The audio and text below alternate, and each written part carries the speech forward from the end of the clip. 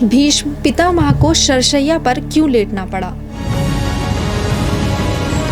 एक बार फिर से आप सभी का स्वागत है। आज हम आपसे बात करेंगे भीष्म पितामह के बारे में। भीष्म पितामह का नाम आते ही हमें उनकी अटूट प्रतिज्ञा, निस्वार्थ त्याग और अद्भुत युद्ध कौशल की याद आती है। वे महाभारत के सबसे महान योद्धाओं में से एक थी, जिनकी इच्छा मृत्यु का वरदान स्वयं उनके पिता राजा शांतनु ने दिया था। लेकिन फिर भी इतना शक्तिशाली योद्धा अतंता शरशय्या यानी बाड़ों की शैया पर क्यों लेटने को विवश हुआ। क्या वह उनके कर्मों का फल था या फिर भगवान श्री कृष्ण की कोई लीला। आइए जानते हैं इस रहस्यमयी कथा को। सबसे पहले बात करते हैं कौन थे भीष्म पितामह। भीष्म पितामह का असली नाम देवव्रत था। वे राजा शांतनु और गंगा के पुत्र थे। जब उन्होंने अपने पिता के प्रेम के लिए आजीवन ब्रह्मचर्य और राजगद्दी न लेने की भीष्म प्रतिज्ञा ली, तभी से उन्हें भीष्म कहा जाने लगा। वे हस्तिनापुर के संरक्षक बने और उन्होंने अपनी पूरी जिंदगी कौरवों की सेवा में समर्पित कर दी। बात करते हैं महाभारत युद्ध में भीष्म पितामह की भूमिका क्या थी। तो महाभारत युद्ध में वे कौरवों की ओर से सेनापति बने। हालांकि वे जानते थे कि धर्म पांडवों के साथ है, लेकिन अपनी प्रतिज्ञा के कारण वे कौरवों का साथ देने के लिए बाध्य थे।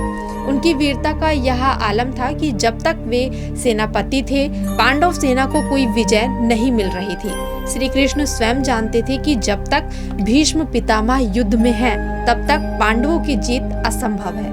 अर्जुन के तीरों से शरशय्या पर लेटना पड़ा। जब युद्ध में 9वें दिन तक पांडव भीष्म पितामह को परास्त नहीं कर पाए, तब श्री कृष्ण ने युधिष्ठिर को एक रणनीति बताई। भीष्म पितामह ने स्वयं कहा कि यदि कोई ऐसा योद्धा युद्ध करे जो ना स्त्री हो और ना ही पुरुष, तो वह उन्हें हरा सकता है। इसके बाद पांडवों ने शिखंडी को आगे कर अर्जुन को भीष्म पर बाण चलाने को कहा। शिखंडी पूर्व जन्म में अंबा थी, जिसे भीष्म ने विवाह से इनकार कर दिया था। अंबा ने प्रतिज्ञा ली थी कि वह अगला जन्म केवल भीष्म के वध के लिए लेगी। शिखंडी को देखकर भीष्म ने अपने हथियार डाल दिए, क्योंकि वे किसी स्त्री या नपुंसक पर हथियार नहीं उठाते थे।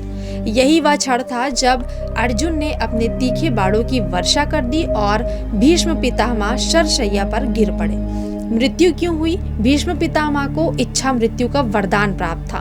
वे तुरंत शरीर नहीं त्याग सकते थे। उन्होंने उत्तरायण की प्रतीक्षा की, क्योंकि ऐसा कहा जाता है कि उत्तरायण में मृत्यु मिलने से मोक्ष प्राप्त होता है।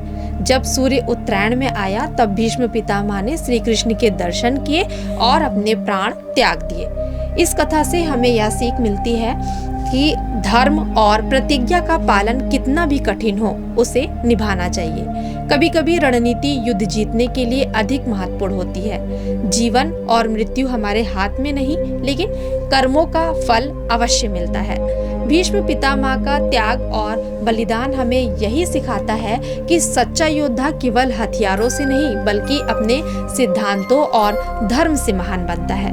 तो दोस्तों, आज हमने आपसे बात करी कि जो भीष्म पितामह है, उन्हें शरशय्या पर क्यों लेटना पड़ा, इसके बारे में हमने आपसे चर्चा की।